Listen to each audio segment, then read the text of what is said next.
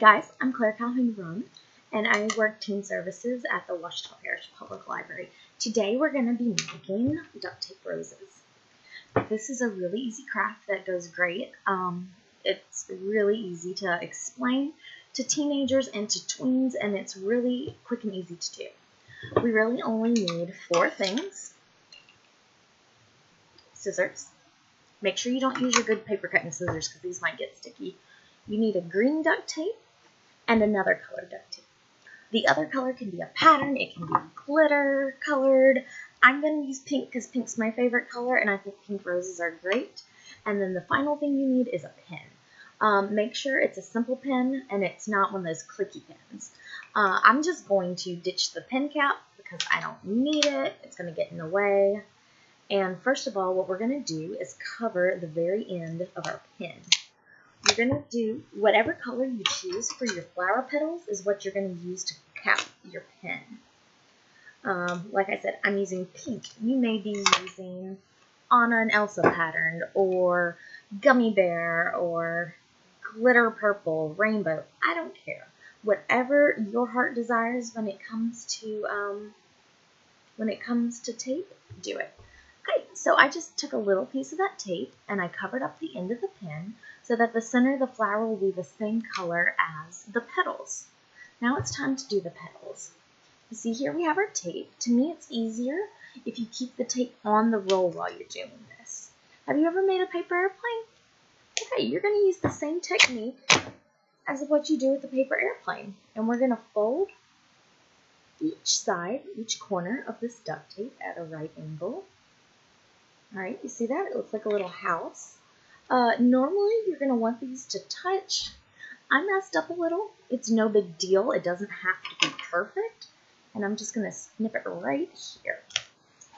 I would suggest using scissors opposed to ripping the duct tape because it keeps it more clean, a more straight line. Okay, so right now we are going to place the first petal on. So you see how I have it just a little tiny bit higher than my pen. And now I'm going to wrap the petal around. And make sure you wrap it pretty tight so that your flower will look good by the end. Alright, you see how we have that? It's a little bit above the base of the pen. We are going to do that exact same thing again and put it on the opposite side of the pen. This program is something that I do as a passive program. I have a whole bucket full of duct tape. Every time it goes on sale, we go crazy and buy all the duct tape at Walmart. I would like to suggest, though, for you to use name brand duct tape. I've made the mistake of ordering the duct tape from Oriental Trade before, and it's just not a good quality. It doesn't rip well. It doesn't cut well. I mean, you're welcome to try it. I just haven't had success with it. All right, see, I put that second petal exactly even with the first petal. All right, and now you're just going to fill in. When I make my next petal, I'm going to put it right there. I'm going to fill in that gap.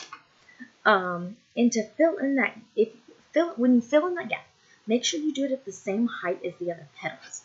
If you start going up, you're going to get this awkward flower tube, and it just doesn't quite look like a flower. And if you put them lower, then you're going to get a funky looking pine cone thing, both of which don't look like a rose. Alright, so I put my third little petal on there. Yeah, so I said that I use this as a passive program. You can use this as an active program, or since it's so easy to do once you've learned how to do it, sometimes I have this out but when we watch a movie in the library, and I don't know about y'all, I'm a little ADD, so when it comes to movies, I have to have something in my hands, whether it's hand embroidery or duct tape roses. If I'm just playing Candy Crush on my phone, I have to be focused on 2 things. Alright, so we're just going to continue putting the petals on around the flower. Wherever you see a spot is where you're going to put the petals. Okay, and you may ask me, Miss Claire, how many petals are we going to do on the flower? Baby, you put as many flowers on there as you want, and many flower petals. If you want a huge, big, blooming rose, then put 30 or 40 petals on there. If you want a tiny little rosebud, then just do 12. You know, it's whatever feels right for you. As soon as the Beauty and the Beast movie comes out, I'm going to have this craft available when we watch the Emma Watson Beauty and the Beast. But like I said, I have this available every day. If any of y'all ever walk into my office, and feel free to, if y'all are ever in Monroe, want to come see me, I will have these ready for you to make duct tape roses. It's just one of my favorite passive programs.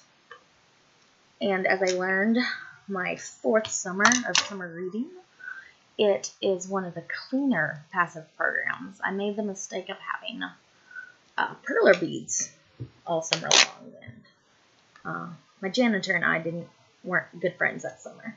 But this one's really good because the worst kind of mess you're gonna get is the little pieces of duct tape that you messed up and got rolled up and you just have to throw away. All right.